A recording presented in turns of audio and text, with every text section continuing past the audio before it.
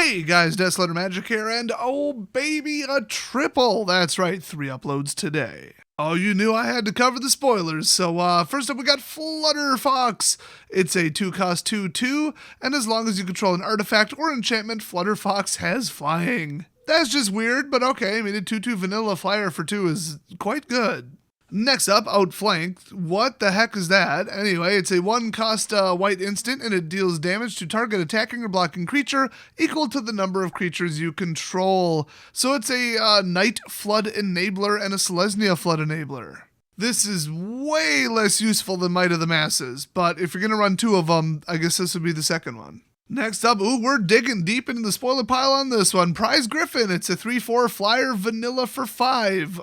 Oh boy, Griffin Tribal. Next up, Youthful Night. It's a 2/1 for 2 with First Strike, and I think that's a reference to a card that was printed not too long ago. Fresh-faced Paladin or Soldier or something, if not mistaken. That did something with First Strike too.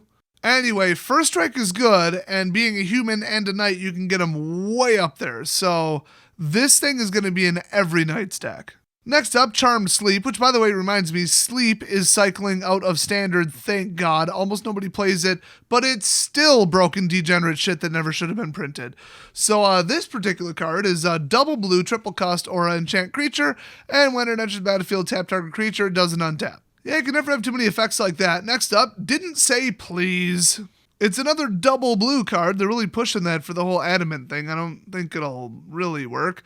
But it's an instant counter target spell. Its controller puts the top 3 cards of their library into their graveyard. So it's just more control mill enabling bullshit. Mill sucks. Nobody should ever play mill, and they need to stop printing mill cards. Next up, Queen of Ice, aka the person who invented the Megamorph keyword. It's a 2/3 for 3 human noble wizard. And whenever it deals combat damage to a creature, tap that creature. It doesn't untap during its controller's next untap step. Big surprise there, nice effect. And it also has the adventure, sorcery speed, 2-cost Rage of Winter. Tap target creature, it doesn't untap during its controller's next untap step. So basically the same effect. Well, we're 1 card closer to Gravity Bomb. Next up is Barrow Witches. It's a 5-cost 3/4 human warlock, and when Barrow Witches enters the battlefield, return target knight card from your graveyard to your hand. So it's the same as a 5-cost resurrection, but it goes to your hand instead of the battlefield, and all you get out of it is a crappy 3/4.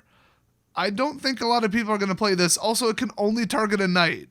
This is terrible. Next up, Lash of Thorns. It's a black instant, and it only costs 1, but target creature gets +2/+1 and gains Death Touch until end of turn. You guys know I love this. Good old-fashioned combat ambush. I don't know if +1 will really keep you alive, but that +2 in Death Touch is going to do some damage. In fact, the best use of this is when you have like a 0/4 wall, and they just swing into it to get their lifelink or whatever. Boom, +2 Death Touch. It would have been kind of nice if this was +1/+2 in Death Touch. But that might have been a little bit too powerful for 1, but then again, 2 extra damage on an overflow could be lethal. Next up, Memory Theft. It's a 3-cost black sorcery, and target opponent reveals their hand. You choose a non-land card from it. They discard it. Then you may put a card that has adventure that player owns from exile into that player's graveyard. That is weirdly specific. So in other words, they can't do the, let's be honest, aftermath ability of the adventure card. So, I mean, hand disruption should cost at least 3. I'm sick of it costing 1, and I'm sick of it costing 2. But, to be fair, I'm also sick of it existing at all. And so is everyone. Stop printing this crap, Wizards. I don't care if it's a traditional part of black. Who cares? Get rid of it.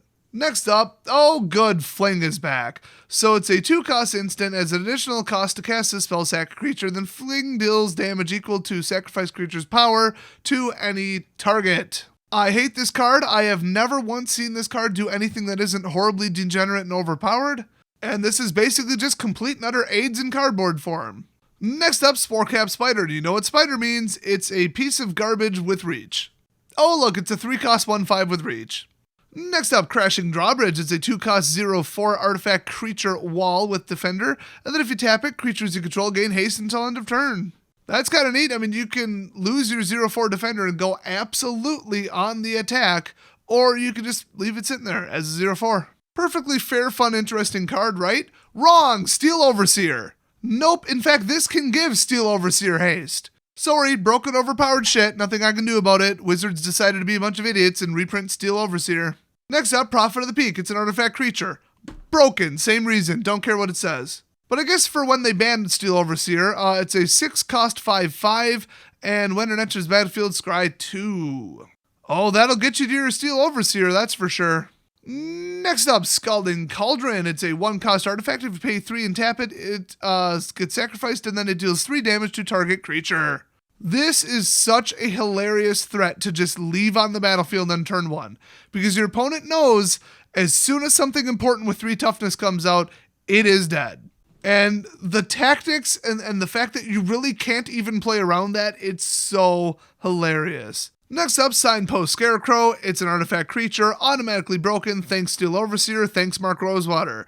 It's a 4 cost 2/4 with Vigilance, and if you pay 2, you can add 1 mana of any color, which is quite possibly the stupidest, weakest, most pathetic 2-to-1 inefficient filter I've ever seen in my life. If you actually fix mana with this, you're an idiot. Next up, Weapon Rack. This sounds interesting, although that is not a weapon, that's a helmet. Some people have been putting stuff back where it doesn't go. So this is a 4 cost artifact, and it enters battlefield with 3 1/1 counters on it, and if you tap it, you move a 1/1 counter from Weapon Rack onto target creature. Activate this ability only time you would cast a sorcery, and only in a Proliferate Steel Overseer hybrid deck. Wow, it's interesting that they actually just came right out and put that on the card. I'm surprised. And that's it for today. They did reveal the tokens, but I usually do that because it's more of an art thing in a separate video. So I might do the art on the basic lands, which are also spoiled today, and then the tokens. So watch for that. Don't forget to hit subscribe for more awesome videos, and I will see you guys next video.